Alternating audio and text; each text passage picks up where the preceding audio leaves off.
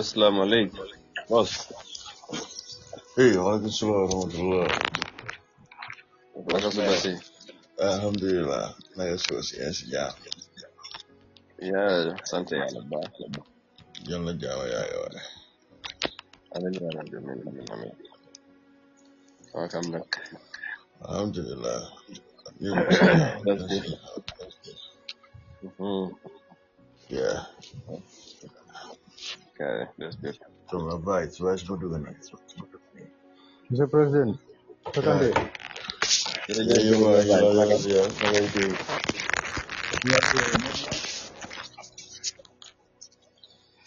That's what's up. No leen defa def. Alhamdulillah. Man si jam. Sante yàlla, alhamdulillah. Noo def? Waaw maa ngi rek ñu fay alhamdulillah. Ana seeda ngelaw bu bëri. Waaw affaire yi mu ngi fuuf de waaw. Waaw tay mu ngi over fuuf sax. I know. Otherwise. Waaw fine, alhamdulillah. Sante yàlla bu baax, xanaa kay nu tax. Mu ngi wax ci ngelaw gi de ak seddalu. Fii moom décembre bi. Nga ñu emel moom am naa seen seddaay bi moom moo gën a am doole bi. Waaw fii moom wax dëgg ne yàlla ñu ngi soos de. Ay non nga yéen moom météo bi ci ay snow bi ak fale ñun nag fii ngelaw bi moo gën moo doole. Loolu dëgg. That's good. Yeah, so xanaa yaa ngi réglé bagage yi wala pare na maa ngi dégg som bismillah. noise bi. Okay. That's good.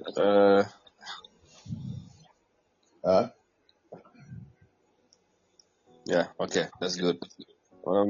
Ma dégg som noise ci background bi ba xam naa ne mu ngi tuur léegi. Oh, ok, karang bi. Waaw, exactly loolu la. Léegi bàyyi na.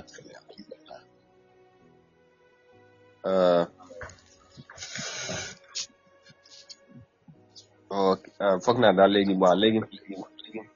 non mu ngi xala écho tuuti xaw ma ndax su ma waxee bàyyi si naka from your end man moom maa ngi find the song. ngeen noise tuuti. nga ne mu ngi xala noise dama nekk di noise tuuti rek. waaw léegi nag. xaaral ma wax waaw di nga moom ñu ngi laa dégg clearly xanaa suñu waxee rek mooy day xala écho tuuti but I think it's fine maybe nga maa ngi xala dégg suma bopp. about now. Cool na mu ngi leer de. waaw léegi moom it's okay moom mu ngi leer moom yow moom soo waxee moom I think ni ok yow mi dégg sa bopp. waaw tuuti waaw I think is better now. Okay. Waaw All right, thank you, Rick. And you, I think it's good because probably more learn from my end. I can hear it clearly here, guys. And I can noise bunda boy am si suuf rek. Am na mu ngi echo ba léegi, but I think we can manage with Okay. that. We can manage that. Yeah, we can manage with that. Yeah, no problem. Thank you very much once again. Welcome everybody on board, and yeah, it's good now, super perfect. You know, di leen dalalaat ci programme bi. It's been a while. Ñu jégal bu baax a baax to the keen followers of this program for not being here for the past week. Unfortunately, due to some circumstances beyond our control, we could not have been here. But sant yàlla bu baax bu ñu mayaatee opportunity to be back. First, waxtaanee some recent developments yi am ci dëkk bi and all that. Comme niñ koy defee every Sunday, you know, nañ fi daje for almost 1 hour or so. Ñu discuss mbiri réew mi di fàttali rek programme bi it's been a while muy am yàgg na initiative bi from Mr. Faye jàppoon dafa important lu mel ni di am mu waxtaan ak Gambien si ci very key issues particularly ci wàllu yoon ak yoonal mooy justice and of course security mooy kaaraangi réew mi tamit ak yeneen development yi am ñuy waxtaane ci loolu pour Gambien si gën a understand yu bari xew ci réew mi it's true that mu jàpp ne lii dinañ ko war a def and of course tamit ci yeneen plateforme yi ñu koy am and that's very very important so Mr. Faye thank you for initiative and everything and ñuy bàyyi tamit seen yitte ñëw ànd ak ñun ci programme bi thank you to everybody so it's very very appreciative so Mr. Faye without much ado xam naa dinañ dugg ci programme bi bon ma bàyyi la quickly nga nuyoo waat xëy na dalal gaay yi and then you know ñu dugal nag ci waxtaan bi inshallah because xëy na last week ñëwuñ and gaay you know gi ne ñoo dégg tuuti waaw jërëjëf Mr. Kente jërëjëf Mr. Sen Vice maa ngi nuyu ak ñu nekk di déglu suuf ak ñu di jot a dugg si ak ñu feeñagut maa ngi nuyu ku si nekk si tur si sant di jégalu rek si jump bi last week due to other circumstances moo tax mu ñu ñëw waaye dinaa wax ne jërëjëf rek and thanks for coming again. All right, thank you very much. Comme noo ko waxee di nuyu Mr. Sen Vice moom tam he's around fay contribute lu am solo ci programme bi you know at any point you know he can even lead li nga xamante ne mooy jotaay bi xanaa ñu profito rek congratulate ko moom tamit ci li nga xamante ne mooy ci position buñ ko wala ci place buñ ko jox Star FM Mr. Faye congratulations ci partnership bi ak Star FM ci news li nga xamante ne mooy borom xibaar yi xam ngeen ne loolu moom ndaanaan la ci so ñu ngi la cee ñaanal ndam you know in success inshallah good partnership you know lu bare topp ci ñu ngi lay jaajëfal bu baax a baax inshallah amiin jërëjëf xam naa original team bi moom nama naa leen ñoom Mr. Tunkara Seydou ak Omar definitely moom nama naa leen fu gaay mënti nekk rek ñu ngi jaajëfal gaay ñu ngay dund ñun moom ay ndaanaan lañ definitely okay yeah they are super ñu ngi leen Gambie mën naa wax ne sax réew mi yëpp ñoo leen miss you know ñoo seen miss boobu moom mooy loolu waaye léegi comme Mr. Sen bu ngay ñëw tamit ci on board xam naa ne dana gën a am impact inshallah all right coming back to lu ñoo waxtaanee tey inshallah xam naa ne maybe before the end of the program mbiri justice for all union bi tamit dinañ ci am maybe update ak some of the development yi xew ci justice for all union kuma bu am rek bu amul day but in between am na very interesting development bu am ci mbiri jonglas si former president Jammeh comme ni nga ko wari di waxee mooy niñ tegee loxo SANNA MANJANG foofu ci Casamance you know mujjee ko indi ci réew mi ba jamono joob mu ngi ci yoon caaj nañ ko mooy you know am na tuuma yiñ teg ci ndoddam loolu nag jur na coow daanaka lii mu ngi xew ci jamono bi nga xamante ne former président bi dafa wax ne dafa ñëpp si réew mi last month November you know unfortunately or fortunately xaw ma nakal balla ci waaye mu jot a ñëw waaye ci jamono jooju nag ñu gis xibaar yi Sana Manjang fes nañ teg nañ ko loxo coow li nag bari na lool Mr Faye am nañu jàpp ne réew mel ni Sénégal ñoom dañ foog ne lii yaa moo doon atteindre pour coup d'état fii wala Sana loolu moo leen doon indi ñoom loolu lañ ko gisee waaye fii daanaka coow li bariwul noonu ci côté boobu liñ jàpp rek mooy téye nañ ko am nañu ko rafetlu am na ñu ci kontaan lool niñ ko tigee loxo waaye am na ñu nga xamante ne tamit mooy loolu but yow naa la laajte ci niñ jàppee Sana foofu ci Casamance léegi fu mu nekk nii indi nañ ko ci réew mi ba arañ nañ ko ci code bi am na ay tuuma yiñ teg ci kawam ñetti ci ay tuuma te dégg naa ngay wax foofu ci Star FM ci radio bi last week ne yéen dafa mel ni xamoon ngeen intelligence waaye xam na loo leen xamoon ci mbiri Sana foofu ci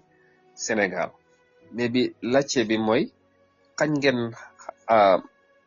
xam intelligence boobu wala xibaar bi yu jëmee ci Sana jamono bi ban jamono ngeen ko xam daal pour ñu understand because fu mu nekk ni nit moom coow li bari na mais dafa am li nguur gi xamoon moo tax ñu collaborer ak Sénégal bi ñu mun koo teg loxo waaye yéen kan ngeen yëg mbiram daal. waaw jërëjëf Mr Kanté xam nga affaire yi Sana dafa yàgga Sana not only amoon nañ intel na ñu woon Casamance waaye time mu nekk Guinée Bissau sax when we were actively investigating them about an audio that was leaked. I don't know if you remember from in 2023 I believe. So man personally I spoke to him when he was in Guinea-Bissau. I reached out to him and work on the way onto him, whatever they're planning on doing, because the credible intel has been going on for so long. They were planning on coming back. As a matter of fact, they'll do it again. So when we reach out to him, we explained I basically talked to him, work on whatever he's doing. We're always going to look out for the best interests of the country. They are Gambians and they are always obviously welcome to come to the country. But when it comes to taking back the country, it should be through a democratic way. And as I'm also we were not hesitate. And he's a very smart guy. Basically, lu mu wax rek mooy ñun moom plan pour def anything moom right now lu mu waxaat mooy yàlla, and his faith. So that was it. And then I think the same month, May of this year, I believe around May 20th, I believe. It's not I'm intending me one Casamance. No. But da nga gis ne mbir mi ñaar nga Sana Manjang arrestam bi man lu ma wax mooy nguur yi Adama Barrow daf ñu bëgg yëpp with all due respect. Understand?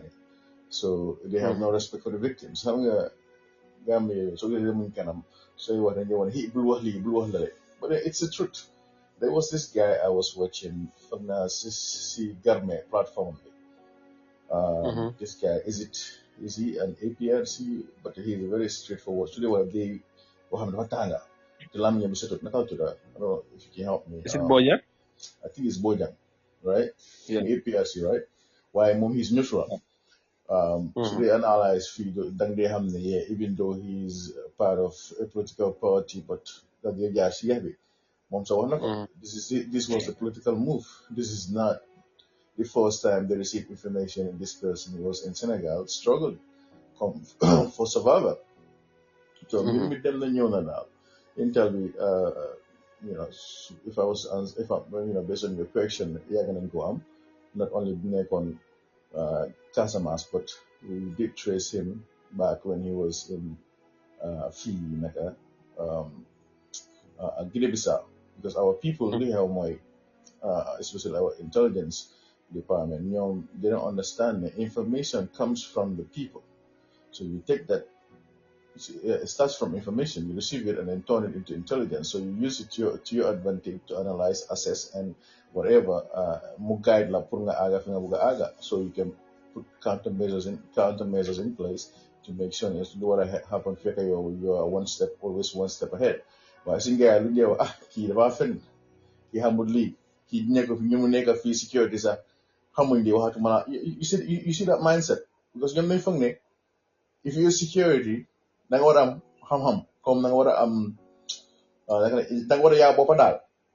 But that's not how it works.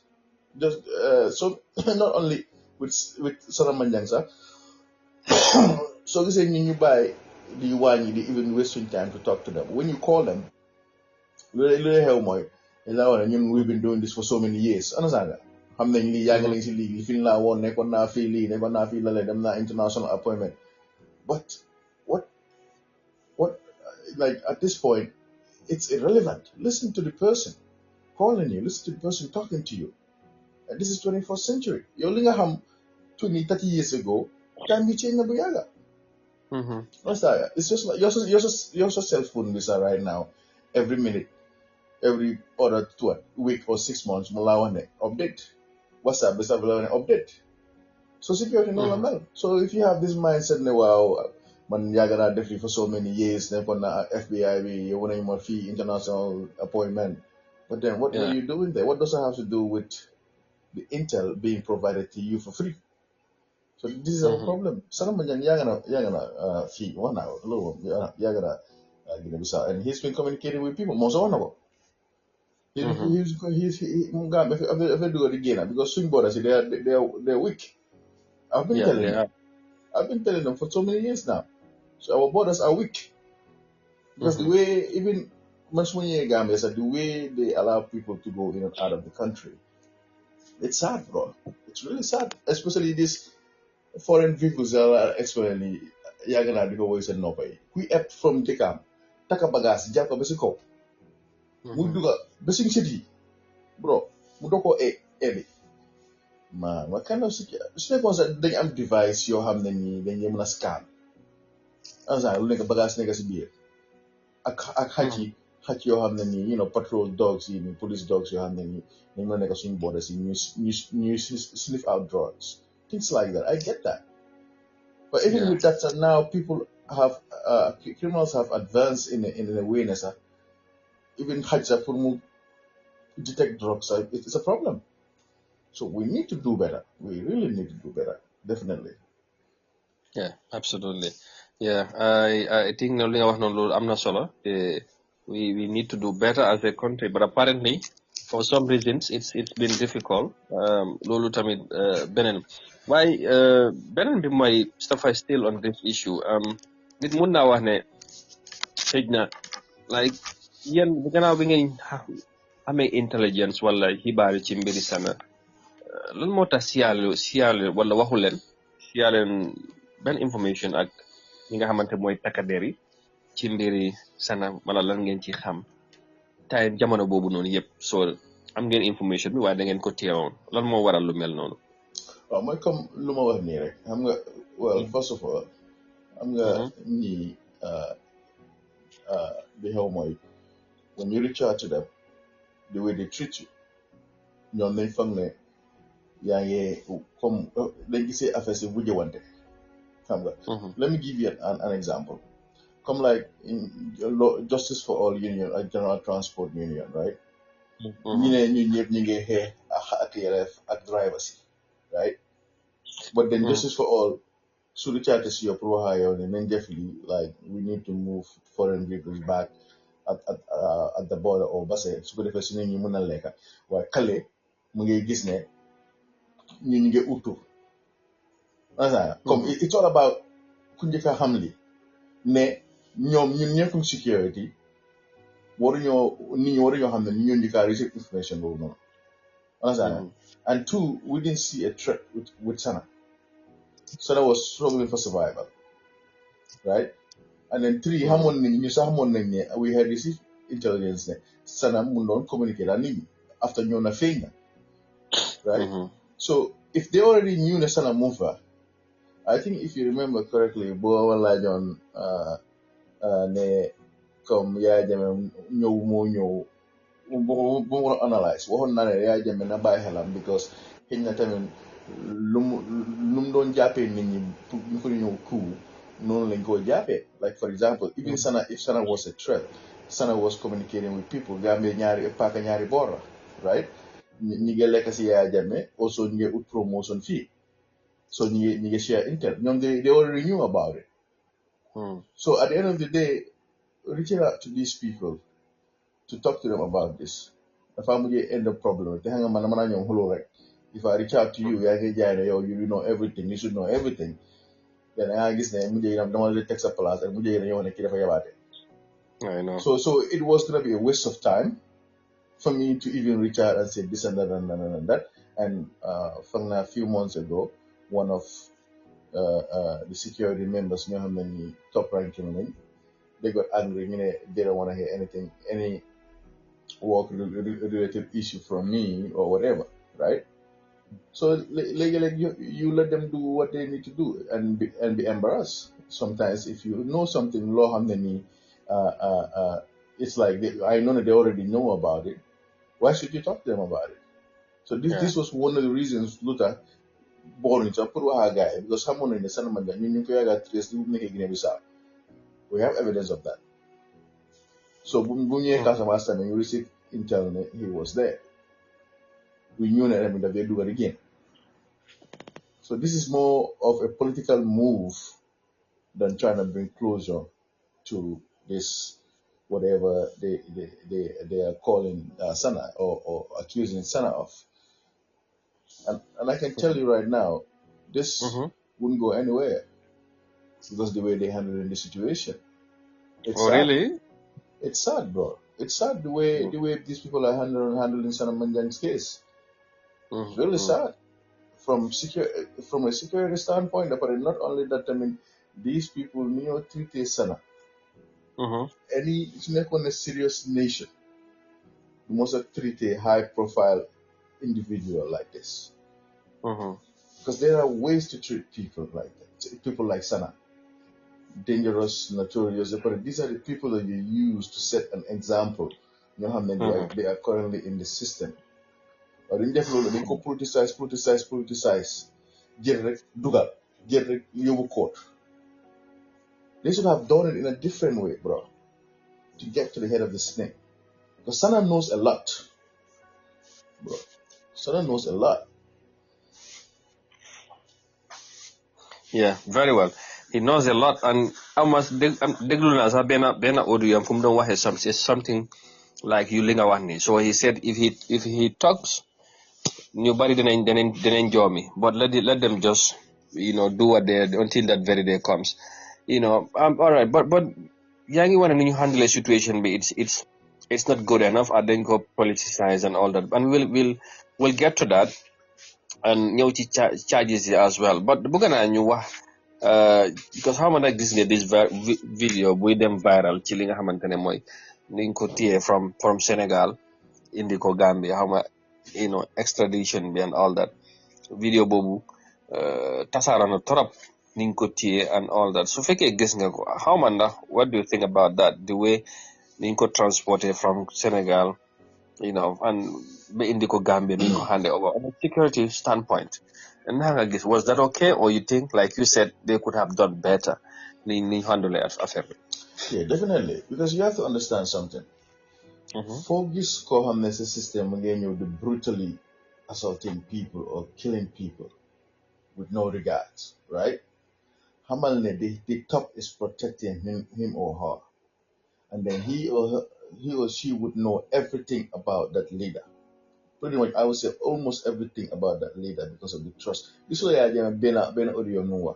Sana manya hamna ko lungwa daf because already established na that loyalty. Understand that between him and Jammeh. So he will always protect Jammeh, and he knows a lot more about the point of the system. Because so this is sana manjang Jammeh fahasuko. Because so this is you bari Jammeh ñoo xamne ñu non real Jammeh or ñu non defal Jammeh daily jobs after Jammeh ñoo fahas guy. Because after all of the guy, well imagine since 2000s since the 2000s early 2000s Jammeh ni mo Guinea. Sana Manjang was later one of the most because Jammeh lola bugon fa ñu la bugon ñoo xamne they're brutal. They don't think twice. So now is a new transport moy lu ma wax ni rek yow because ñom in their minds moy ne ñi ngi amé fetal ñi ngi amé MP ñi ngi ak seen fetal ñi ngi looking cool and all that, but then ndax xam nañ ni Jammeh am na countermeasures bu put in place because he's a security guy. He knows that this guy knows a lot about him, right? He might even know other things you have, they are sensitive. He's the key. He might be the key to everything, right? To answer everything. So how many putting a countermeasures in place because I'm not loyalist. You know, because country, they will die for him. Because boy, even in our system, when they ambush you on it, and it takes. I keep telling them, it takes about 4 to 8 seconds to react to a threat. Like when that you for them, you also have a advanced vehicle bu nekkoon si kanami SANNA MANJANG moto bu nekkoon, right? Moto bu noonu army they were exposed ñu fa nekka. All you have to do get your machine gun rek sos guy nice eliminate convoy bi nekka si kanam noonu lan moo faa des moto bu SANNA MANJANG nekka moto boobu nekkul bulletproof, right? So what you do roose guy yee foofu noonu is a witness. SANNA MANJANG is beyond just Ninkopolis. It is a witness and a suspect. It's up to him to be a witness or suspect. Understand? Digala, find closer. You will hold him accountable at some level. Let's say, okay, if he was going to be sentenced to death, your set game point more in it. Na change charges you know because we're not going to death. Okay, if convicted because of information being provide, which will lead to more people being brought to justice and be convicted beyond a reasonable doubt. Because of that, Nela Jola maybe 40 years, 50 years in prison instead of death penalty. Understand? So he will still be held accountable, but also at the same time, and secondly, you have to understand something. Still, some people, you want to Jammeh's regime using system B. Like, for example, director of SIS, current director of SIS, Moiso. So was there when this guy was doing nonsense, right? Yeah, very well. Well, so was at some point director of SIS and NIA then when SANNA MANJANG was taking people in and out of NIA. Doing a boxing. So at some point, Hamalala saw that. So being in a position of power, he could also order his people to take him out. So he knows a lot about what's going on in the system. So people like this they go transport no openly. And not only that, one guy in it, even a regular criminals come a minor criminals doko they handcuff si kanam when you transporting him or her. Doko they def. Because number one, mun naa jël lifin boobu noonu handcuff bi driver bi ngee daw speed mu jël handcuff bi because xam na ne especially koo xam ne ni is gonna go fu mu nekk life am jeex na du ma sa génnaat ma xam ne du ma sa génnaat. Those people are desperate. From a psychological standpoint lu moo def mooy jël handcuff bi lonko ko si baati driver bi fu mu munti toog nag because comme ni ma la ko waxee it takes about 48 seconds for somebody to react to a threat, right? So ñaari nit mën nañoo toog si booram waaye ndax ñaari ñooyu xam nañ kii lu moo xelaat xanaa doon gis ko xam ne mu ngi téye fetel taxaw kii nañu fetel ko mu dee because of the reaction it delays yow ku already plan pour def lu bon already moom it's 10 steps ahead of you. So SANNA MANJANG mënoon naa jël pagaay ñu noon speed mënoon naa jël lifin boobu noonu handcuff boobu noonu def ko si baati driver bi xëcc ko. What are you gonna do? So mu lu moo def it could cause a fatal accident. So nga jógee fa tamit ñoom li ñu waroon a def mooy tokki si ñu ngi jox gars yi already armored vehicle they have armored vehicle to transport mooy armored vehicle yu gars yi jeex woon télé noonu xaw ma they could have used those. This is a high profile suspect. He knows a lot about current people even being in the system. So to answer your question, Motomela, we have a lot to learn about security.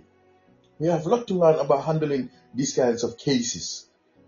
Because normally all they focus about the excitement. I'm looking cool, I'm wearing uniform, but then that cannot protect you. You always used to use your you're always supposed to use your head when it comes to these kinds of things. Think ahead. More than is that also happening, but it takes time. It's a problem because we don't know what to do. Because all what we think is like fatal, like we look cool, but the security is beyond that. So the way he was transported or extradited to this country, bro. That was basically an amateur move. With all Very due well. respect. Interesting one. Thank you very much. Jërëjëf ci that explanation. Thank you very much. So what if balaa ñoo ñëw ci charges yi and how you think it should have been, maybe naka la ak yooyu ma bring on Vice. Mr. Sen, yow tamit thank you very much. Ana ci Sana Manjang ak niñ ko indee dégg nga jàngat bu ci Mr. Faye def, nga ma bàyyi la yow tamit bari action ngay def ci mbiri Sana Manjang ak some of the things yi nga xamante ne dégg nañ ko ci. So naka nga jàngatee situation bi daal. waaw jërëjëf monsieur Kanté jërëjëf monsieur Faye maa ngi leen a nuyaat di nuyu mboolem ko xam ne mu ngi ñuy déglu jamono bi ci programme bi nga xam ne daf dee àddu ci tolluwaayu réew mi ak xew-xew yi jamono. ñu ngi jaajëfal bu baax a baax dégg nañ jàngat bi monsieur Faye jàngat na lu am solo ci mbiram Sana Manjang mi nga xam ne teg leen ko loxo ci ay bés yu wees fu mu nekk nii ci réew mi moom bokk na ci débat yi foo dem ci Bantaba ñu ngi ko waxtaanee. mu doon loo xam ne ni dañuy wax ne réewum luwaa la te moom Sana Manjang bu nekk ne dañ ko tumaale dafa def ay mbir yoo xam ne ni méngoowut ak sabta kilifaayu réew mi wareef la pour yoon topp ko ngir lijjanti ay mbiram su ko defee ñu mën koo kalaame fa mbaxana doone benn ngir mu indi ay leeral daal di ko jëmale ci tumaal yi nga xam ne dañ ko jël teg ko fi na doon te tumaal dafa doon loo xam ne lu rëy la bu nekkee ne dañ la tumaal wareef la yow nga génne indi leeral ndax li la tumaal yaa ko def wala defloo ko kon yaakaar naa ne niñ ko teg loxo lii amaana bu ate bi tàmbale lu bëri dina feeñ ci mbiram li nga xam ne dañ ko toppee li ci mel ni West African migrants si nga xam ne moom du dañ ko ci baaramu tumaal ne daf leen bokk na ci ñu leen faatoon mbiram day daa xay dëgg ak ñeneen yoo xam ne ñu ko toppee kon njortees ne daal yëpp moom ngóor si di Sana Manjang dina ci addu li ci leeral ñu ko xamee fa mbaxana doone benn tey dina gën a firndeel ne ci jamono bi ñi nga xam ne doon nañ ay victimes mooy ñoo xam ne dañ jotoon na am loraange ci nguuru former président Jammeh yu yàggaloo àdduna daal dañ soxla ngir lu waa lijjanti seen i mbir ngir ñu leen toog ñu kalaame leen fa mbaxana doone benn xam naa xibaar bi bi ñu ko déggee dina doon mbégte ci ñoom ndaxte doon na loo xam ne lu xaar bu yàgg loxoon ñu doon xaare ne ngir nguur gi amal taxawaay bu ko defee ñu mën a teg loxo nguur si di Sana Manjang am na yeneen mbir yoo xam ne ni laxasu na ci nag yu dégg yeneen xibaar yoo xam ne ñu ngi ko laam-laamee yaadu ne moom la doon diisoog former président Jammeh ci wàllum di taag la ci aju waaye loolu yëpp gis nañ ne ci jamono bi am na ñu ko gëm te am na ñi nga xam ne ñoo ko daxalu Souleymane Dieng moom bi mu génnee doon na àdduna daal loolu dafa waroon a ak ci dëgg tey fasal na sax ne ñi nga xam ne ñoom lañ jàpp ak Sana Manjang amul dara loo xam ne dañ koy laale réew mi di Gambia so loolu yëpp moom itam jot na ci indi leeral ne Sana Manjang ay mbiram daal mbiri boppam la te lañ koy toppee mbiri boppam la ñañ jàpp ak ñoom ñi nga xam ne ñoom lañ teewoon ci diwaanu Casamance ne ñu amul dara loo xam ne dañ koy laale ñim réew waaye Mr Kanté lu ci kanam daal rawale waaye lu am solo la pour ci jamono bi moom ku ci mel ni Sana Manjang nga xam ne dafa doon wàññeeku na te TRRC képp ko waroon toppandi daanaka bëri na witness yi nga xam ne jot nañ fa fësal ëpp doole gi suñu àddoo daanaka ñaareel Sana Manjang mi turam daf dee fos lool ci ñi nga xam ne jot nañu jaar TRRC ci yeneen mbir yi nga xam ne dañ ko tumaale daf ko jot a def ci mi yaakaar naa ne bu nekkee ne loolu tumal nañ ko war naa indi leeral buñ ko kalaamee fa ma xam ne doone benn su ko defee mu mën a gindi askan wi daal ni ñu mën a xam dëgg gi fan la féetoo Mr Kanté alright mbiri politique ni ko Mr Faye waxee and of course am na ñu ko gisee ne lu mbir mi mais dañ koy politicize ci ni ko gars yi jàppee ak surtout tamit victimes yi react nañ ci mbir mi waaye ñoom am na kenn sax ki ma dégg am ne téye Sana moom daanaka du dara ci mbir yi pour ñoom Jammeh lañ gën a soxla te am na international lawyer tamit fàtte naa tur bi sax Broadby something like that is American international lawyer though so moom mu ne niñ téye Jammeh naka sax Sana is just very close step of getting the main culprit mooy Jammeh ndax gis nga loolu xam naa sax Mr Faye dina ñëw ci loolu tamit ndax foog nga ne niñ téye Sana nii dina ubbi buntay pour ñu kiñ gën a soxla daal ñu am ko mooy former président Jammeh waaw loolu xel mën na ko nangu Mr Kanté di ko soo xoolee moom ki nga xam ne moo doon Sana Manjang dafa doonoon koo xam ne dafa jege woon former président Jammeh te bokkoon na ci wala ki nga xam ne ni turam dafa façon lool ci nga xam ne dañ leen doon tumaale leen defoon ay ñaawteef ci réew mi te yaakaar ne bu nekkee ne teg leen ko loxo loolu dina yomb pour mu indi ay leeral fasal ñeel li nga xam ne jot na koo def ci réew mi ak li nga xam ne jot naa xew ci réew mi comme président Jammeh kon nu ko lii boro di waxee noonu mooy lawyer boobu nga xam ne dafa àdduna daf dee rëbb ñi nga xam ne dañ doon ay dictateur maanaam seeni nguur wàllum jaay doole ak mbiram jëf yoo xam ne daal dëppul ak sa luwaay réew mi moom fësal na ci sax àdduna ci kana mañam yi ñu teg loxo dina gën a jàppale mbir mi su ko defee gëstu gi gën a mën a yomb wàllum politique nag ci ñu ngi ko gis nag ñeneen ñi nag ñu ngi ko fësal waa xam nga tamit ñu nga jëm ci élection IA mooy sànni carte yoo xam ne nii rek ñu ngi ko dëgmal léegi nañ koo bàyyi xel bu baax a baax di ko jàngal ndaxte nguur yi moom surtout nguur yaa Afrique ak ñi nga xam ne ñoo de bëgg a place yi léegi-léeg lépp loo xam ne mun nañ ko pour gis ne askan wi ñu leen sànnil carte rek ñoom dañ ko day def ñaareel pour def lii am carte askan wi loolu moom du ne gune ñu ngi ko gis fii ci Afrique saw jant rawatina Gambie politique bu mel noonu min nañ ko na ñaareel nit mun naa joytu bu yaaga di ko joytu diñ saafara loolu waaye dañu def ba xam ne lii yaaga dara dinañ soxlaal askan woowu bu ko defee askan woowu seen bëgg ak li nga xam ne yàgg nañ koo sàkku da ngaa gis ne dañ koo jëmale pour wax ne dañ ci wut saafara bu ko defee askan woowu noonu di wax ne kii de suñu jafe-jafe moom mu ngi koo xool moom mu ngi gestu te am na yitte si ñun nañ ko jébalaat suñu karta so lu yëpp dafa doon ay jëm soo xam ne nii politiciens yi ñaareel dañ ko def waaye ak lu ci mënta am mooy lu ci gën a am solo daal mooy ci jamono ji liñ soxla ci dëkk bi mooy yoon dafa war a liggéey ci mbiri monsieur Kandeh dafa am lu bëri dafa xew fii ci dëkk bi ñaar yi nga xam ne comme président Jammeh ak ay ñoom ñu ngi jiite woon réew mi ay faat bakkan ak yeneen mbir yoo xam ne nii jot naa xew ci dëkk bi soo am victime soo xam ne ba tey ñu ngi jooy te seen i ronxañ feregul soo ñooñu fu mu nekk nii daal war leen a jiifal ñooñu yàgg nañuy sàkku ndàmpaay ngir jox leen di xaalis ñeneen ñu doon sàkku sax pour génn ci réew mi dem ci biti réew mën a faju ba tey mënuñ koo am soo loolu dafa doon mbir moo xam ne nii yàgg nañu toog di xaar nguur gi pour gi mën ci jël ay matuwaay su ko defee seen coono yi nga xam ne ñu ko di jànkuwanteel ngir nguur gi mën koo safara waaye biir na juróom-ñetti at muy édies boo xam ne ni fu nekk nii am na ko ba tey ji victime bi seen bëgg-bëgg ak li ñu doon sàkku ba tey nguur gi ooy wuleen ci te bu nekkee ne dem na ba sànni carte yi mu ngi jege si ñu gis ne nguur gi mu ngi tàbbali di toppandi ñi nga xam ne ñoo defoon ñaaw te fi ñu mel pour loolu dinañ ñaaw ne ñii amaana am na pexe yi nga xam ne ñu ngi ko nas jëmale ko ci wàllum politique loolu pour nga daxalu ko dina doon loo xam ne lu jëfale monsieur Kandeh. All right, jërëjëf, thank you very much. Mr. Faye, yeah, I did say ci mbiri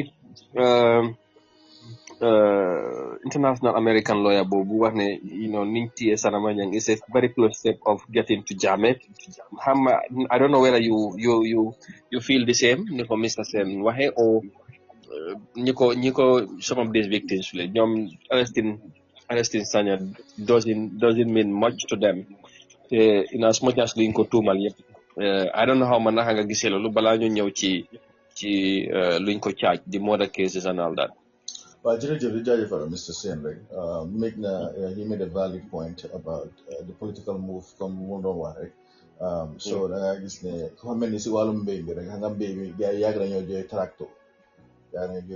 Why is the election dafa ñëw rek ñu commencé di andi ñu xala ñu jox gaay musal gaay tuuti ngoñ because yag nañu mais ci ngoñ bi xala ma dugal gaay ngoñ rek su ko defee tabaski baa ngi ñëw ndax ñu gaay mun a fit ndax suma jaay gaay wala suma def si benn ci gaay ma fekk fa something good si ndawal bi so noonu la fa demee rek so SANNA Manjang comme na ko waxee it have been used to get to Jammeh, right?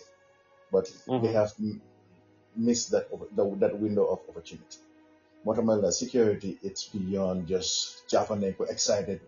Come Japan Usaino Boyan. And you see how they were excited? Japanese. It seems like Gambia is always like that. You don't have armed robbery, no. The Japanese guy came out, made it sound like now the problem has been solved. Japanese, so robbery the amati. And that's not what you do.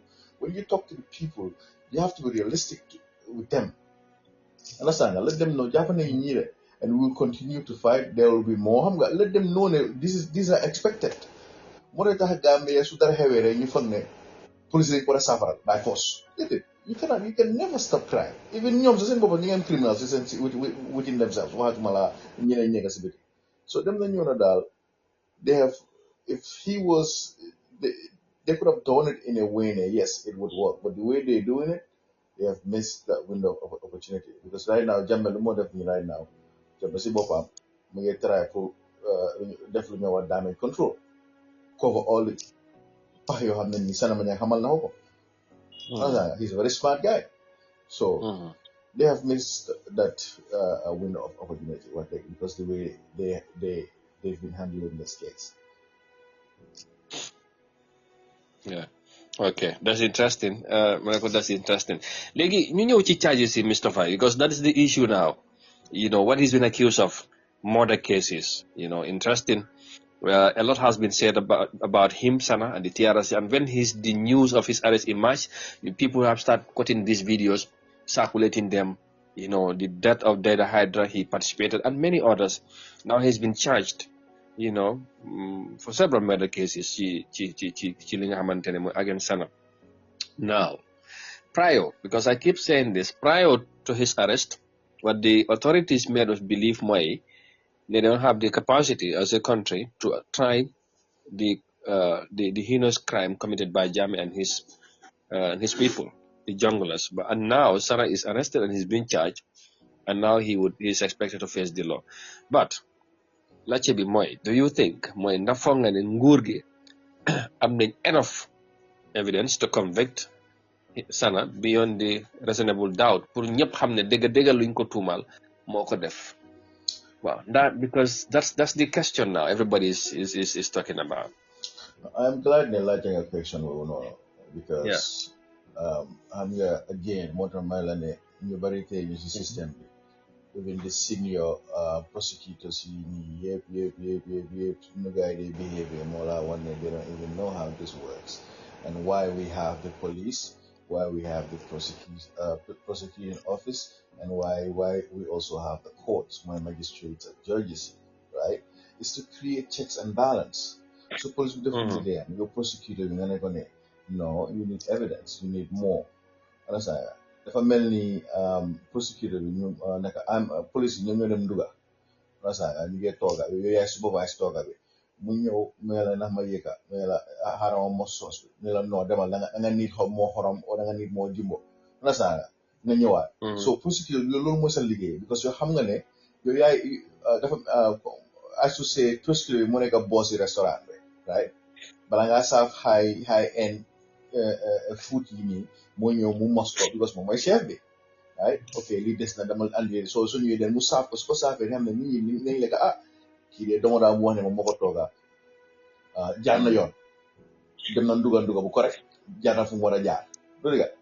So waaye ñu understanding loolu da ngaa léegi just recently cases yi ñoo dem ak follow nii sax da ngaa léegi procedure bu wax ne waaye I just read the statement ñu duñ jël investigate waati. I'm thinking, what kind of era do we live in? But after the money has guys effects, the state is also responsible to protect the rights of the alleged. It's true, it's true.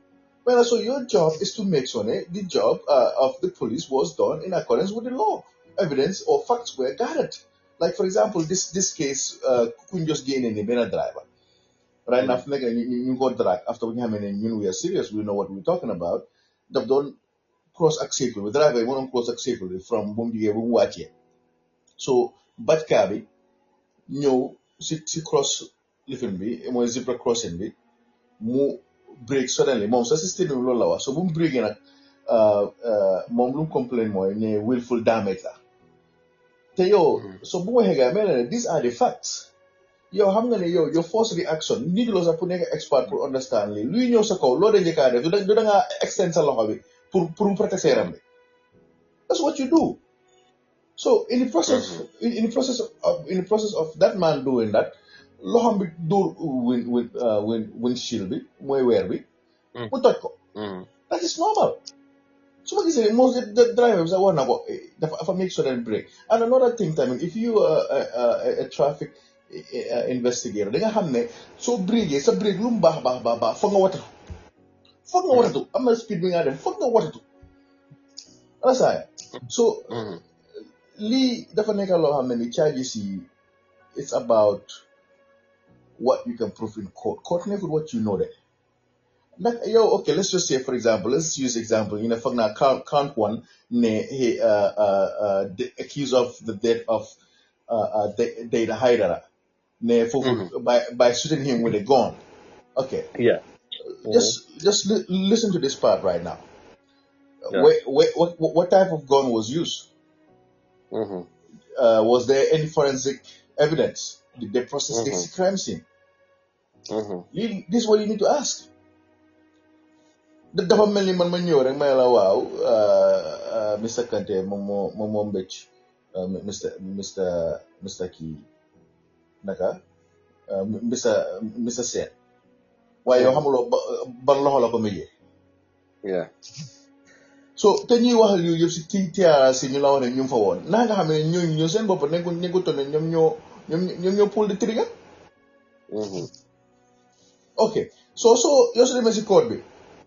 What kind of firearm was used with a gun? What kind of gun? Yeah, very so, well. Because one of the, I think it's Oya Jallo. He said, no, it's this guy, not Oya. I forget the Malik Jata. You know, when he was because who and who shot at the vehicle. Now when I shot, Sanna Manjang also shot. So while Mom, he was not aware. He never knew who were in that vehicle. He only came to know the following day when he heard about what happened. But this is what he was saying. Then he himself he shot. Sanna also shot. I think there were 3 in number, and the driver was Tumbul was the one driving. Tumbul never stopped when that happened. So he said, "Were you aware?" The people that were in that vehicle, he said no. So I don't know. So if a similar thing also came up, see case be Sanna tamit he never knew if in case mom nim ko Malik Jata. So you can see somehow very interesting though. Yeah, even though with that, sir, conspiracy to commit murder, right? At least you go a conspiracy to commit murder because one of them already incriminated himself. Right? If anything, you're gonna go after that person. Now, since he already incriminated himself, yes, you do have some level of evidence. Not even evidence, but somebody already won him. He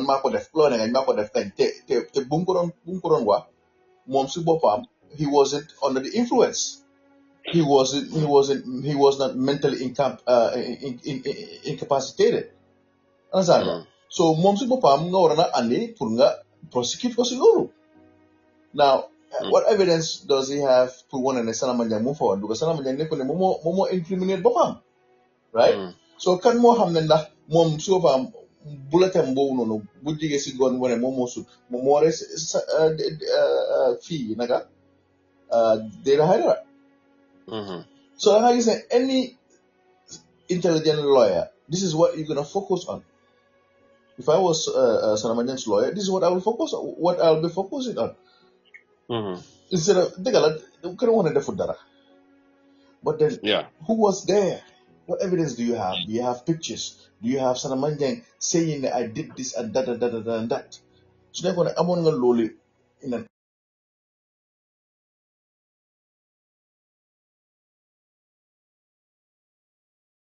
one second.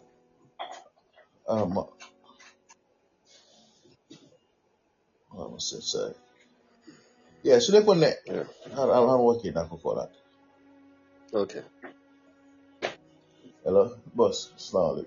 My name is Rajabi. I'll call out my day. Yeah, thanks. So, sorry about that.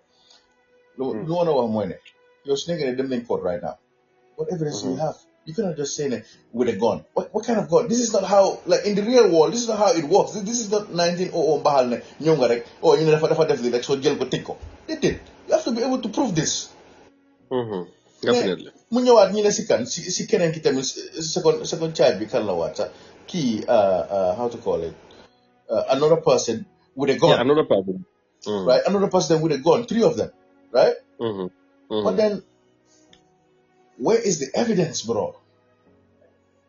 It's not about what you know, it's about what you can prove. ñoom su nekkee ne jàngal nañ gars yi déggal si court system bi, this is what it is. But if dangaa gis fii koo xam ne ni police yi xam nañ ne kii moo ko def de, but they always look for evidence to support their theory, to support witness statement. So oya si boppam, that's another issue. You cannot do selective justice or selective enforcement. Lawyer charge SANNA, somebody has already confessed to it, but yet that person is still walking around freely. So this is another proof to show this is more of a political move than bringing closure to the victims. You know what I understand?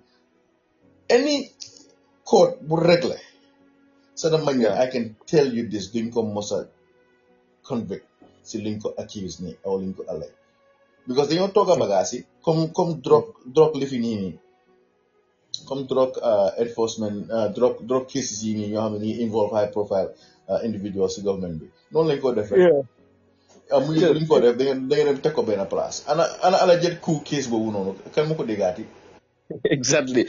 Bob is something else. In fact, I was gonna ask about this one because come some colleague bin Nyang Lum ko waxe, like I wanted to ask about this, but I'm harama indi lolu first because mu ngi wax ne SANNA ak luñ ko tudda yep ci TRC bi SANNA did this, did that, he took part in this, but eventually only 3 accounts lañ ko mujé charge, 3 murder cases. So da lolu tamit dafa mel nii ne pour ñu foog ñu seet fan lañ mën a base seen charges, not because of this hearsay or this is what is been said or was said at the TRC. They cannot base on only on that pour mën koo charge some of these things. But that's what they normally do. But that's what they normally do. Even regular cases in Wow. Do you have that? Do you over court back and forth? But judge you next time for the without any charges dismiss case. Will you have more? You have social better. Hold swing case we follow. Basse. Bring them on. You were soliciting like charges from us. We were on a public property doing what we were doing. Yow nga ñëw boo ñëwee nga ñëw nga gis ñu ngi waxtaan driver bi Guinean driver bi nangu na sax ok dina wàccee yow nga ne non dañ ko war a bàyyi by force ñu bañ nga jël nga ok come for questioning boo ñëwee nga ne ñun ngaa stall because of the fact ne yaa ngi dox biti ni jàmbur, right? And then nga ñëw charge ñu section 117 of the motor vehicle traffic act, obstructing and you know is it how to call it? It's something molesting the driver while the vehicle is in motion. Those charges did not align with that. Molestation basically lala ngay la driver bi nga ko foyee ngay foyee bagage yi defuñu loolu yëpp ñu xam ne loolu district you cannot hold them ñu ñëw ñu ne conspiracy to whatever commit misdemeanor at whatever. Tell Lulu, when you say conspiracy, a crime has already, a crime should already been taking place. I mean, been taking place. Understand? So based on that, okay, kana bokasili, then new extra charges bobu nono. Come right now in this case, SANNA Manjang, ninga muna proof ne, more than definitely, right? Yeah, okay, kana bokon. So you charge them with conspiracy to commit murder.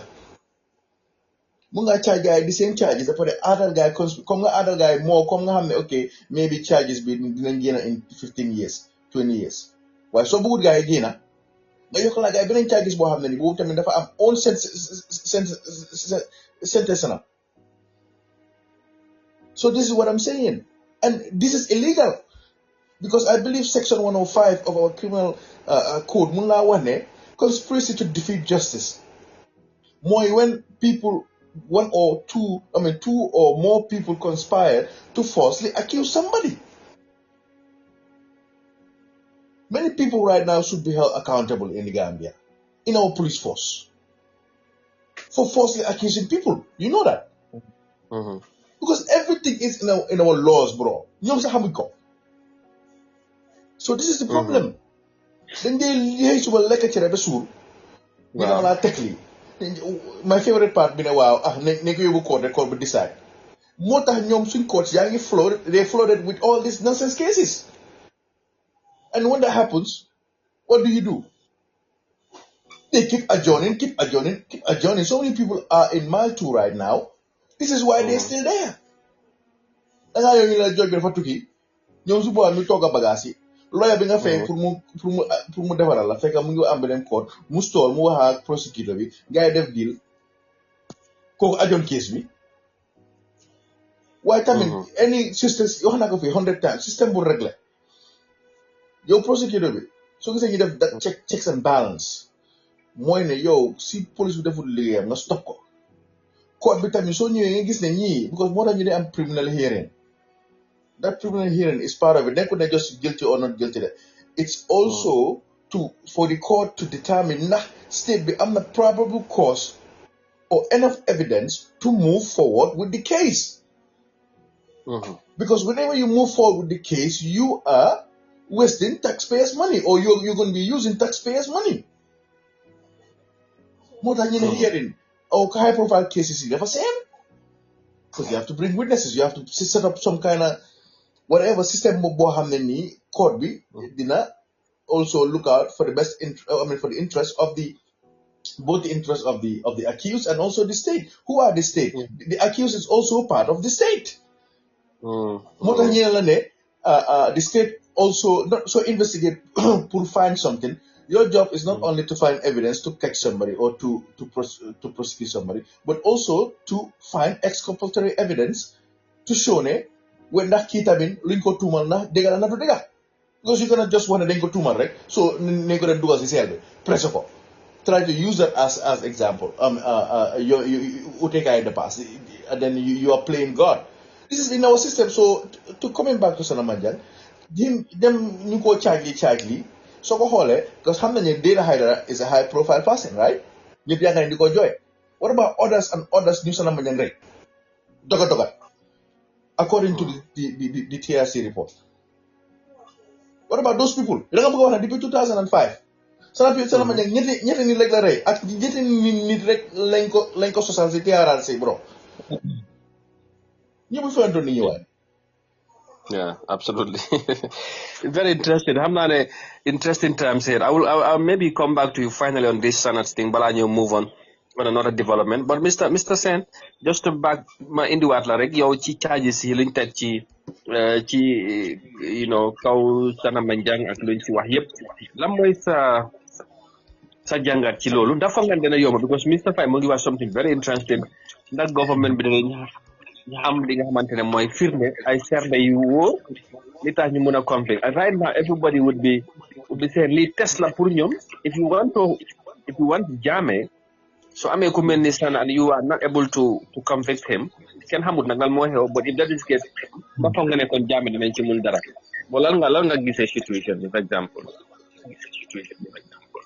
waaw jërëjëf monsieur Kanté jërëjëf monsieur Faye jàngat bi am na solo bu baax comme ni ko monsieur Faye waxee rek danga nit ki su fekkee ne danga ko tuumaal moom war nga indi firnde ni moom li nga ko tuumaal loolu lan la waaye mënuloo yóbbal nga xam ne kala maa xam ne doon benn ba pare nga ga foofu di leem so yaakaar naa ne këru attekaay moom warta doxee noonu gis nañ ne SANNA Manjang nag ñi nga xam ne jot nañu jaar TRC man yaakaaruma ne daal ne yaakaaruma ne nguur gi nii ak wala ñi nga xam ne ñooy seetu wàllum lépp lu aju ci wàllu loi di jaatoo ku mel ni SANNA Manjang di ko teewal fa ma xam ne doone benn te buñ ko teewalee ñun indi évidence yoo xam ne firnde yoo xam ne dinañ wax ne kii lii lañ koo toppee bala muy àndam seen kaw loolu moom su nekkee ne nguur gi sàggan nañ ci bor boobu dëgg dina doon gàcce boo xam ne gàcce bu réeree laa doon monsieur Kanté foog naa ne daal pour si di Manjang teg loxo bi nga xam ne moom lañ ko teg loxo buñ falal fa ma xam ne doone benn dina am ay évidence yi nga xam ne daal dinañ ko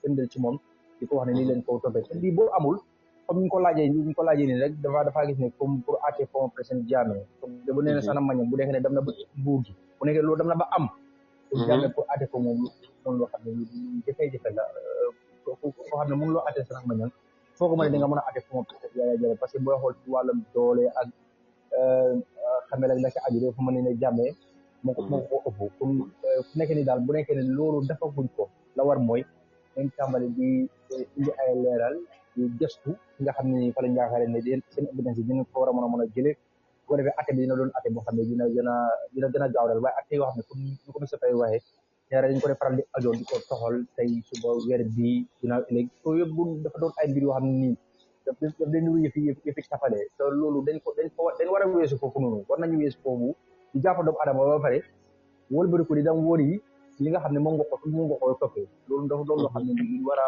xoolaat la fekkante waaye yaakaaruma ne daal dëgg buur gi dina sàggane loolu daal sàggane bu mel noonu moom bu ñu ko defee moom non loolu dafa doon bu rëy rëy all right léegi situation bi because ñu bari ñu ngi doon surtout victimes yi dañ doon wax ne nguur gi amuñ commitment pour atte ñu mel ni ñoom Sana so ndax foog nga ne lii it's just a coincidence nguur gi mënuñ ci dara Sana jékki-jékki na bëggoon naa ñëw fii gars yi jàpp ko indi ko waaye foog nga ne bu doon nguur gi kese danañ def effort ba liggante mbiri Sana ba ñu mën koo téye ñu ne dinañ ko indi ci Gambie waaye dafa mel ni dafa tombé léegi Sana téye nañ ko te mënuñ ci dara foog ñu caaj ko war a koo atte waaw waaye man su ma gisee foog naa ne bu si nguur gi jàppatoon comme xëy na du doon yombee nii Sana Manjang ñu mën koo pare ni daal di ko teg loxo comme fu nekk nii comme la lañ ci jublu xam nga fu nekk nii waxi politique bi dafa ci tàmbali di jib comme jàpp ne Sana Manjang rek léegi da ngaa gis ne nguur gi am na victoire jom ne dañu yaakaar ne ñii liñ doon jote ay ati at ñu ngi cay taxaw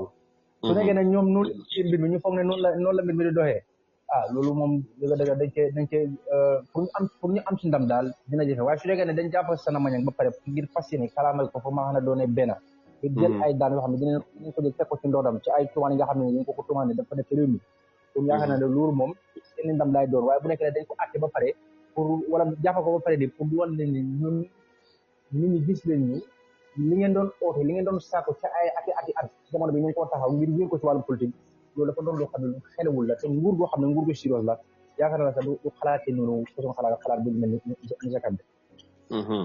all right thank you very much loolu am na solo xam naa dinaa ñëwaat ci yow ci kanam Mr Faye on est final na ci mbiri Sana Manjang ni ma ko waxee like ñu bari ñu ngi doon question bi commitment ak government waaye ndax lii dafa firndeel léegi ni ko Mr Christian waxee léegi ni am na surtout victimes yi mën nañu gisee ne ni government yes yàgg nañu am commitment here is now jàpp nañ Sana ak yooyu and tamit charge yi ñu ko charge ndax mun nañ dem while the case is ongoing ñu gisaat yeneen charges yi nga xamante ne danañ ko indi on board pour gën koo charge because maybe they don't want to charge him yëpp at once ndax loolu is possible ci yoon nga dem ba ci kanam ñu ne indi leen tamit beneen charge yokka nañ ko ci liñ ko daan wala liñ ko tuumal so ndax loolu dina mën a nekk xam nga when it comes to situations like this yeah luwa bi am na noo ko de nga ni so déggee ñeen luwa dafa sew xam nga Gambie dañ jey jooy luwa dafa sew luwa dafa sew waaye soo gisee ñeen luwa dafa sew am na yenn national security threat yoo xam ne ni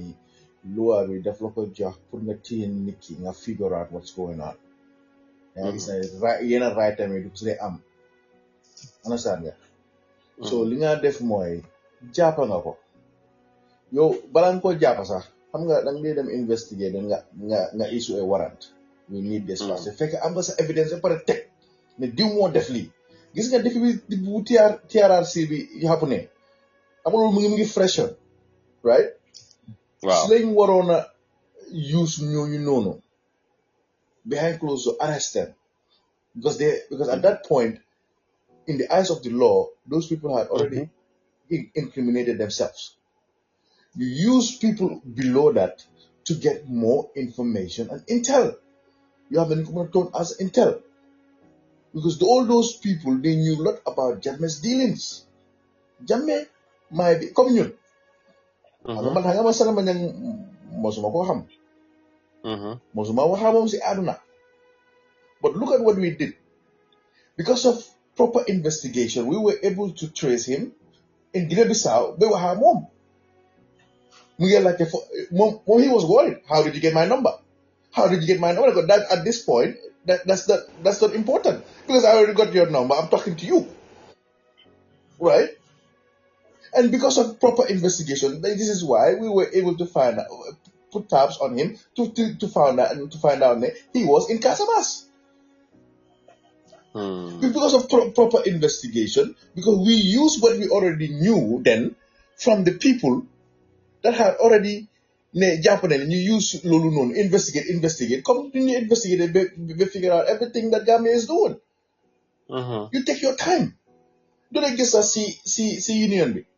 That is driver when you wow police dama def di mi ak ni fekk driver moom moo def nonsense. We use that information from the driver. Fekk am xam nañu we investigate. That's how we found out the truth. Then we realize the driver more initiate this hostile situation.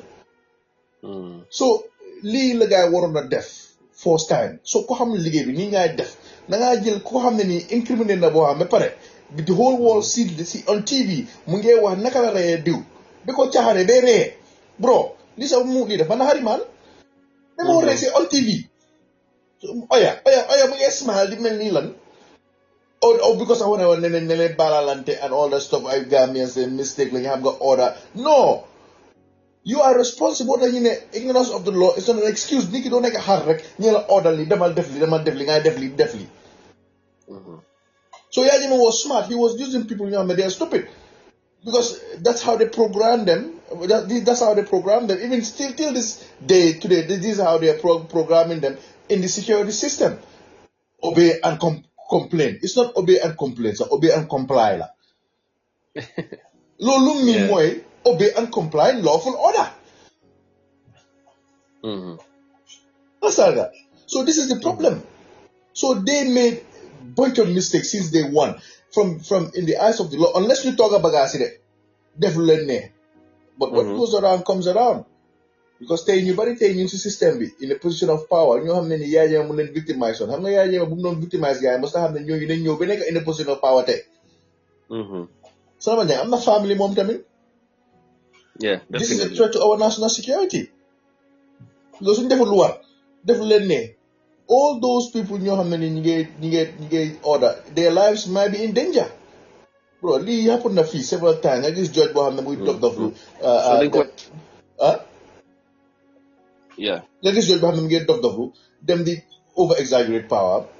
Jail Nikki go in prison. Or jail definitely prosecuted. Bro, same family, you're fast guy. There are some people that you don't mess with, bro, in this life, especially in this generation. I'm not for it, but time be Wow, exactly. Thank you very much. Xam naa ne development dina am next week inshallah nenañ dellusiwaat ci mbiri at this juncture quickly man nuyu suñu gars yi fi nekk ñoom Omar Touré and of course thank you all for being here. TKR something like that, ñu ne ñu duñ dee duggee di nuyu Karanta Baji as always. Thank you very much. Good morning to you, bro. Di nuyu bu baax a baax ki nga xamante ne moom mooy Benjamin Otto. Benjamin, good morning. Thank you very much for being here. Jërëjëf. Alexandra Gomez, thank you. And good morning to you as well. And everybody, Mr. Boy, jërëjëf ñu ngi lay nuyu. Yeah, definitely. We were not here. Okay, yow da nga demoon Fuladu Boyram. Oh, yaa ngi Boyram tey. Ñu waa Boyram yëpp.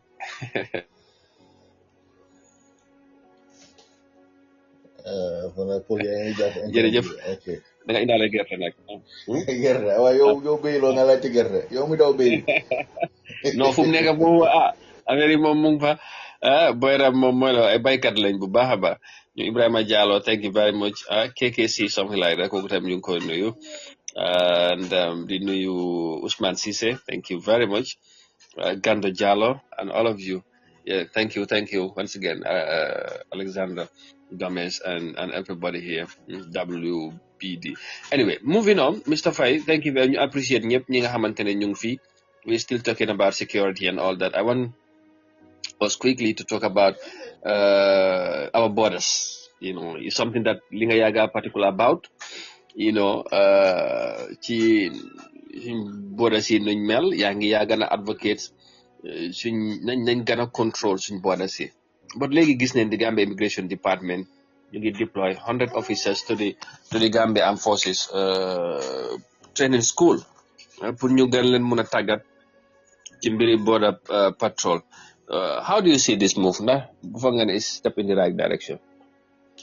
Well, again, I'm gonna so nekkee security boo xam ne nii yow you focus too much on border xam nga ma yàgg naa wax affaire border be def training sax I'm glad ne sax la dégg loolu yàgg naa def training bi wane naa ko sax foog naa maa ko reposta doon sax foog naa few days ago on my status how we should be protecting our borders. So now military border patrol or border control system is beyond just military training. It's more of like an internal intelligence level. So them the new Nadal, it's beyond that. It's beyond just military training. Yes, it's a start, but it's beyond that. Yeah. Because the way our military are being programmed is different. They are trained for combat.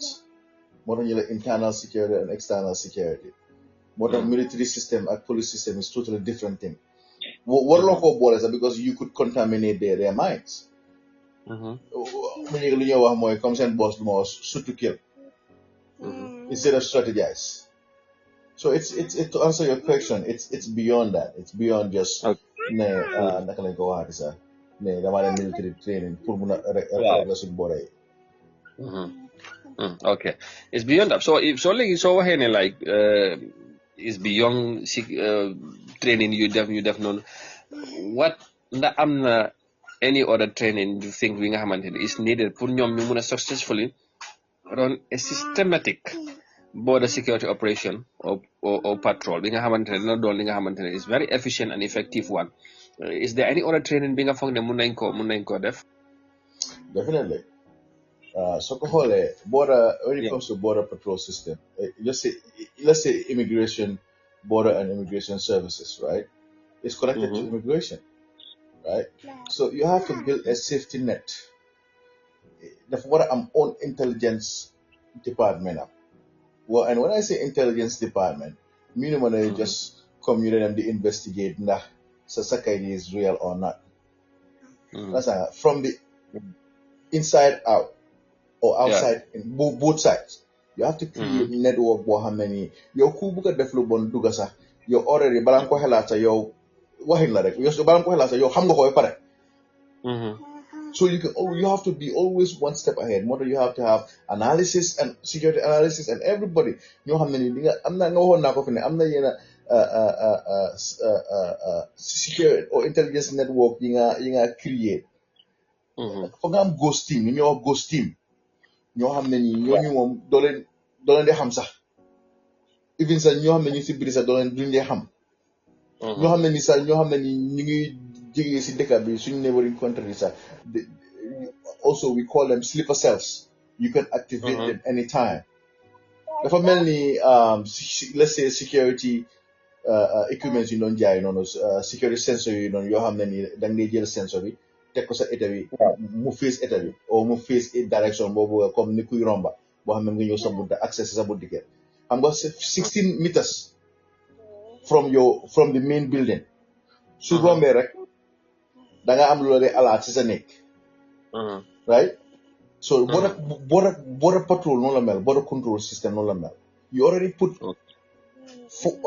further security measures little bit further from your borders yoo xam ne nii ñooñu ñoo la creatal intel balaa moo dugga si yow yaay alarme bi ba ñoom ñooy sensor yi on top of that tamit nga am tactical team boo xam ne nii ñoom ñooy bugg di respond comme like soo déggee ne comme Massi SANNA MANJANG ñu si fii nga use of diplomatic lifin ak hot post yu bu gaay wax nii because dégg naa ko make na sense yàgg naa ko wax hot post yu treaty bi bu gaay am na diggante Sénégal ak Gambie Sénégal ñoo they making good use of it more like they benefited from it more than what Gambians are benefiting from it because Gambie ñi ngay def lii rek am nañ law bi rek comme maa ngi dem office doo def dara that's how it is with Gambians they don't take advantage of this hot pursuit treaty which is dangerous. You don't do hot pursuits.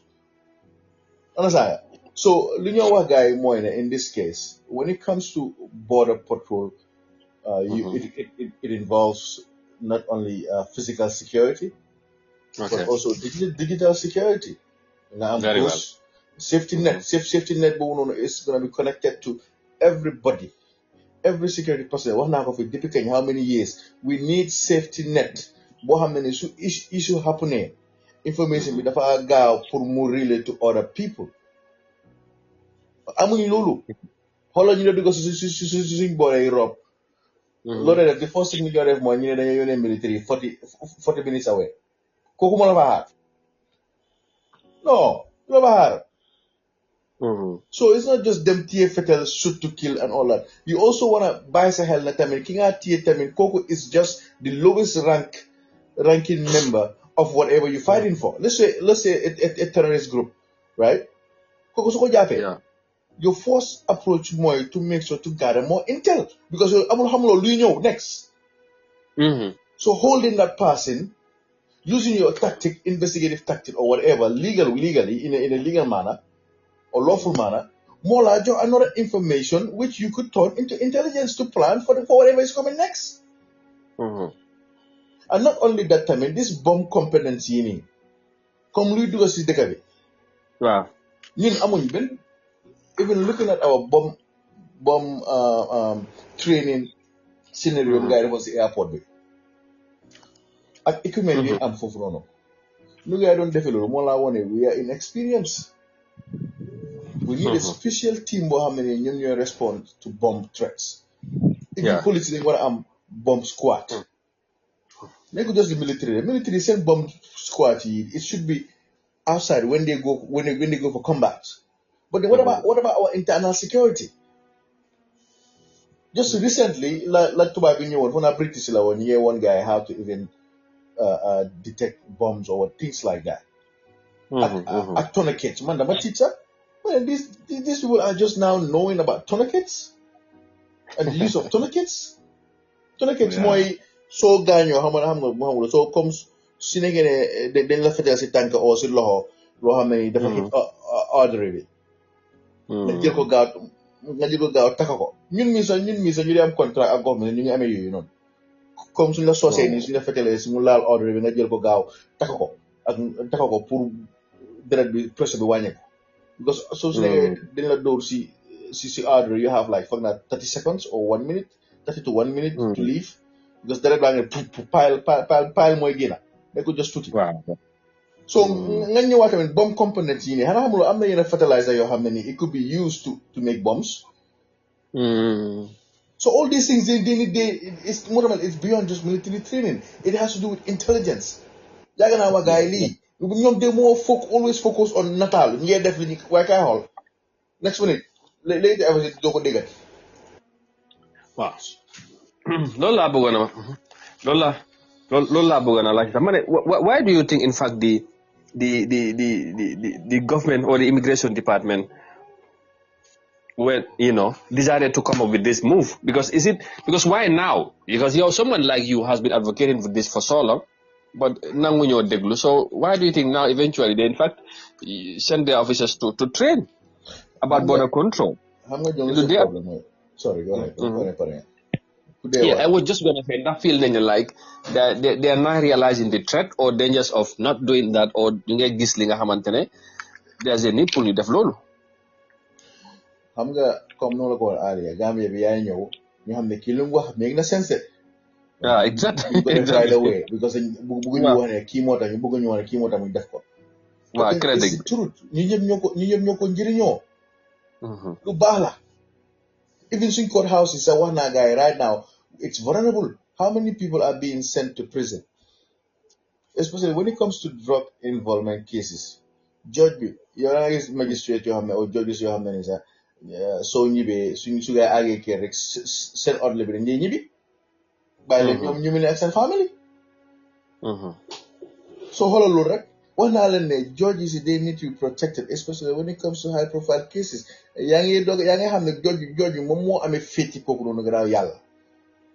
So he or she could be compromised through intimidation or bribery. So for them to start doing this now, security sector reform.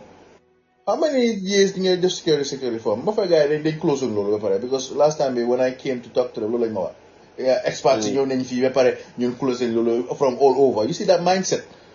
You see that mindset, bro. America. I know. America British yi ñoo leen colonize comme British yi ñoom ñu colonize ñu bari xamuñ loolu. waaye soo demee big am sa own independence because of bu gaa am demee am sa own independence they created their own system even anglais bi sax sometimes ñu ko dee spellé sax dafa ute.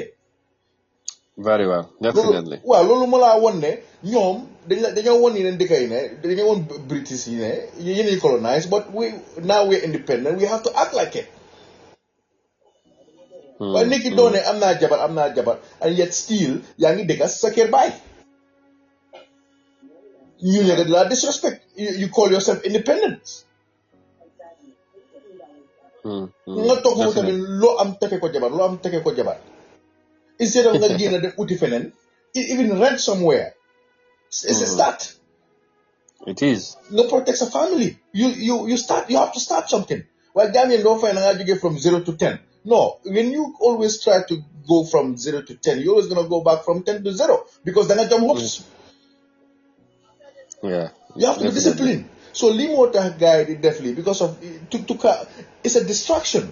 Oh, you definitely hola ya jama bu gay waxon ne tok ben hey suba la ka ba sour. Oh, the commission there's a commission being formed to prosecute ya jama. Well, it's a political move. Well, lead next time okay. Oh, we need 60 million. We need help from the international community, $60 million. How much did they spend? Si toy how much they spend? See nonsensical things. Lord, 100 million gonna bigger. When you say 60, why everything fucking would help a bit? Then why are we independent? We don't even. They were like a swing flags, huh? Billahi. Think about it, we are independent, but yet still, ñu ngi si kër suñ papa moom mooy génnee dépasse. waaye ñu ngi ne man am naa jabar am independent am naa ay doom. How do you think your kids gonna look up to you? ñu bari moo tax mu feel tey ñu bari ñu moo tax tey da ngaa dégg hey ñu de suñu amoon ku ñu dimbale because noonu lañ leen programmé. ñu de suñu amoon lii waaye duñ mos a jóg xeexal seen boppa. gëmuñ yàlla. So limo tax ñuy def lii even though yaakaar naa wax gars yi lii de like I said even ni ko defee nii right now nii sax it's not the right way of doing it because it's beyond that bro. It's beyond lu gars yi maa ngi dem train and then what soo amee military train looy def ñu ngi dem patrol. Okay, very well. In fact, we will conclude about the porous borders. I will come with the last question. Maybe Mr. Sen finally. About the immigration and our borders duga génn ci réew mi and Mr. Faye ak ñeneen yàggan ñu raise the alarm bell but dafa mel ni the authorities were not listening but now they have went ahead pour initiate something like this naa nga gisee initiative and dafa nga ne like dina yomba pour ñu control suñu borders especially ñu dugga ci réew mi ak ñuy génn in most cases because ñu ne yéen ay xew ci réew mi ñu ne no this cannot be Gambian and all that. What do you think? Lolo is just an excuse. Oh, sorry. Yeah. Wow, Mr. Sen la bu ngay. Sorry, my bad. Yeah. Mr. Faye am na solo. dafa lu war noonu jaagala sax lu war noonu def la parce que boo dem moom li moo xam ne dafa xeex frontière yi nit ñi da nga war a seetu nga gis ne karange ga doon na karange boo xam ne li dëgër na xam nga comme Mr. Faye waxee rek maa xam ne yàgg nañ si àddu nguur gaa ngi du mooy waaye gis nañ ne ci jamono bi li xew ak yeneen mbir yi nga xam ne ñu ngi ko gis mu ngi xew ci àdduna bi Afrique sowu jant gi nii su nekkee ne taxawuñ pour saytu wàllum boole yi da ngaa gis ne bépp saay-saay boo xam ne fas na yéene tere pour amal yëfi ñaaw teef yoo xam ne daf koy def ci réew mi foofu laay mën a jaare pour def ko su nekkee ne ñoom ñu ngi tàggat gi di saytu wàllum boole yi pour loolu doon na loo xam ne ni luñ war a def la sax waaw loolu dañ ko war a def pour saytu wàllum kaaraange bi buñ ko defoo rawatina élection bi nga xam ne ñu ngi ko dëgmal si 2026 da ngaa gis ne dafa am yu bëri yoo xam ne dafay laxasu ci wàllum élection am na ñoo xam ne ni moom yaakaar rek moo leen tax a jóg da ngaa gis ne bu nekkee ne kaaraange gi dëgërul loolu dafa doon loo xam ne risque la sax pour mën a ore élection boo xam ne nii ñun suñ boole yi sécurité bi taytu boo xam ne nii mun naa wax ne ña dëkkee ci réew mën nañu dund goo xam ne seen xëy dina dina dund gu dal kon lii daal doon na loo xam ne nii comme que tàmbali nañ di ko def nag nañ ci gën a góorgóorlu te ñu farlu ci waaye liñ yaaga waroon def la ndaxte boora moom monsieur Kanté waruñ koo caaxaane kaaraange ci réew la bokk de réew moom su nekkee ne kaaraange yi dem na ba am jafe-jafe réew moomu pour mu développe pour mu dem ci kanam dina doon jafe-jafe gis nañ ko yeneen réew yi nga xam ne ñu nekk ci Afrique wala aduna yi nga képp kenn yi nga xam ne ñu ko faa ñemee ko loolu dafa am yaxintal yoo xam ne mu ngi ko def ci seen réew yi bu fi nekkee ne ay borom xam-xam yàgg nañ di fasal di addu ngir ñuy seeti suñu bolo yi wareef la ngeen nguur gi di déglu su ko defee bu dégloo ñu jël ci ay matuwaay yi ca gën a war waaye léegi-léeg dañ dee xaar ba jàngi dem ñu topp ci wata bi di dóor te loolu dafa fekk ne bay weesu na mbuus daal fu nekkee ni daal la war daal mooy nañ la li war nañ koy def te ba muy teel ñu koy fay daal loolu mooy naa muccal te mooy muccal askan nga xam ne ñoo leen jiite Kanté. All right. Thank you very much. Thank you very much for the contribution. I know time be jehna. Mr. Fine, on a final note, I concluded, and I would ask finally, Mr. Sen about the porous borders. You feel that there's a need for you gonna def more. This is not enough. But even if at some point mungala che sun borders in ñun you talk about Gambia's borders about ñun ak Senegal, because even our border demarcations are not properly outlined. Yooyu yëpp problème nit mun naa jógee Gambia dugga Sénégal jaar ci àll bi and all that pour ñu contrôle loolu you're talking about systematic xëy na control bi nga xamante boobu lañ war a set up with all that ndax foog nga dina yomb and again ñu bari ñu ngi wax ne ok maybe like yu bari mu ngi xew ci réew mi is not a Gambian thing ñu jógee ci biti ñoo ko nekk di def and all that so maybe bokk nañu ci li tax ñoom ñu xalaatee nii so lan ngay xale waaw thank you maa ngi jaajëfal Mr. Sane Mr. Sen it's an excuse loolu foog naa mos naa ko wax sa plateforme yi very well ndax ñu nekk si seen security sector bi ñuy commit crimes ñoo ñu Gambians lañ ñu nekk di jaay drogue or def lu ñoo def du Gambians lañ even if that's the case ba ma joxoon exemple yow nit na ñëw sa kër nga ko su gisee ni nga demee sa famille noonu laay traité sa famille it's a psychological thing bro if I come to your house ma gis ni nga disrespecté sa jabar ma gis ni nga waxee sa jabar you think I'm going to respect your jabar no so this is how it works or ma gis ni nga belittle sa doom yi to satisfy gan or the sacrifice the mental health and freedom of your family just to make your gun feel good. It makes sense. Yeah. But man, for example, I'm not ko xamni dafa mëna ñëw c'est suñu. Waaye ma gis ne okay at last minute la arrangements were not made. I'm not gonna allow my children pour ñu dem lal ci suuf. I'm not doing that. No, it's not gonna work. So okay, let us know ahead of time. And man, gonna ki kilifa la. Well, when you ahead, lolu Gambia do ko fa def.